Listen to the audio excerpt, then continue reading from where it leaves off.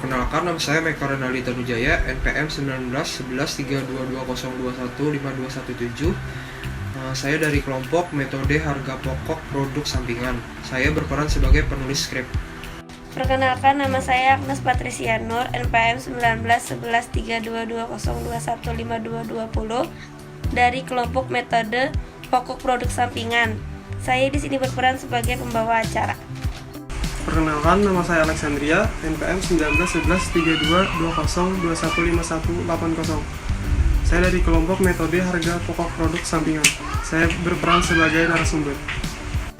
Perkenalkan, nama saya Kusina Detasya, NPM 19113220215830 dari kelompok metode harga pokok produk sampingan.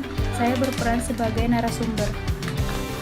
Perkenalkan, nama saya Anissa Radia, NPM 19113202152224.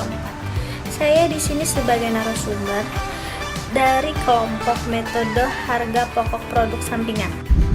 Perkenalkan, nama saya Rita Fernando, NPM 19113202152237. Saya dari kelompok metode harga pokok produk sampingan. Di kelompok ini saya berperan sebagai kameramen. Terima kasih. Perkenalkan, nama saya Juanzo Julianto dengan NPM 19113220215218. Saya dari kelompok metode harga pokok produk sampingan.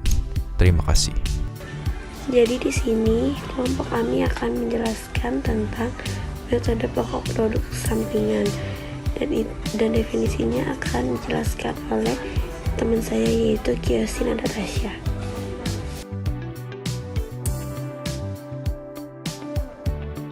Definisi produk sampingan adalah satu produk atau lebih yang nilai jualnya relatif lebih rendah, yang diproduksi bersama dengan produk lain yang nilai jualnya lebih tinggi.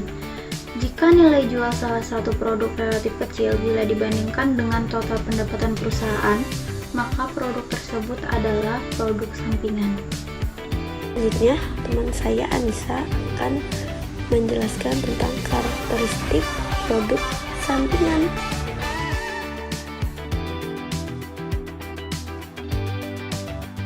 B. Karakteristik produk sampingan.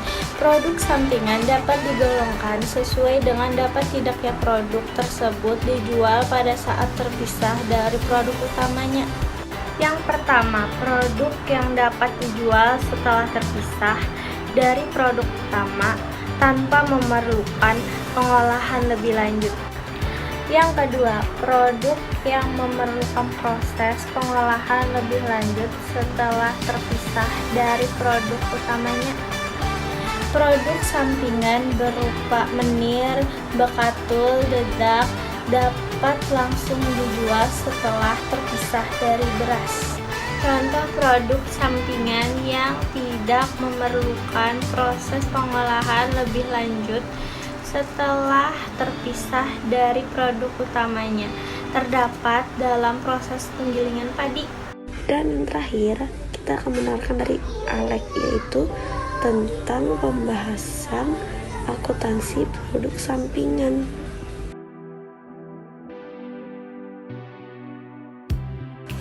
Akuntansi produk sampingan. Dalam pembahasan mengenai produk bersama telah dijelaskan tentang bagaimana mengalokasikan biaya bersama ke berbagai produk bersama. Dalam produk sampingan titik berat, pembahasannya adalah bagaimana memperlakukan pendapatan penjualan produk tersebut. Alokasi biaya bersama produk utama dan sampingan pada umumnya dianggap tidak perlu, karena nilai produk sampingan relatif rendah bila dibandingkan dengan produk utama. Kemudian, teman saya Ritar akan menjelaskan mengenai metode penentuan biaya produk sampingan.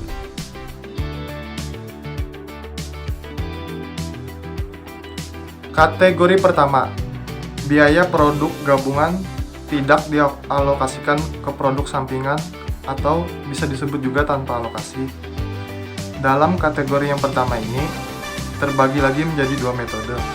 Yang pertama, metode pengakuan pendapatan kotor. Dalam metode ini tidak dilakukan alokasi biaya bersama kepada produk sampingan, sehingga semua biaya bersama dibebankan seluruhnya kepada produk utama.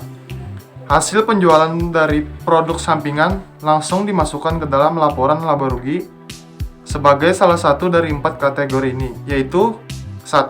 Pendapatan lain-lain, 2. Tambahan pendapatan penjualan, 3. Pengurangan harga pokok penjualan dari produk utama, dan yang keempat, pengurangan total biaya produk utama. Itu merupakan penjelasan metode pertama, kemudian kita akan masuk ke metode yang kedua. Metode yang kedua dengan metode pengakuan pendapatan bersih. Dalam metode ini, hasil penjualan dari penjualan produk sampingan dikurangi dengan biaya penjualan dan pemasaran serta biaya administrasi dan umum atas produk sampingan. Kemudian dikurangi lagi dengan biaya pemprosesan. Lebih lanjut, atas produk sampingan, hasil penjualan tersebut akan dimasukkan ke dalam laporan laba rugi sebagai salah satu dari 4 kategori seperti metode pertama yang disebutkan di atas. Selanjutnya, saya akan menjelaskan mengenai kategori yang kedua. Kategori kedua yaitu biaya produksi bersama dialokasikan kepada produk sampingan atau dengan alokasi. Dalam kategori kedua ini, untuk menghitung biaya produk sampingan, sebagian biaya produk gabungan dialokasikan ke produk sampingan. Alokasi biaya gabungan seperti ini hampir sama dengan perlakuan terhadap produk sampingan. Nilai persediaan didasarkan pada besarnya biaya gabungan yang dialokasikan ditambah dengan biaya pemrosesan lebih lanjut setelah titik pemisah.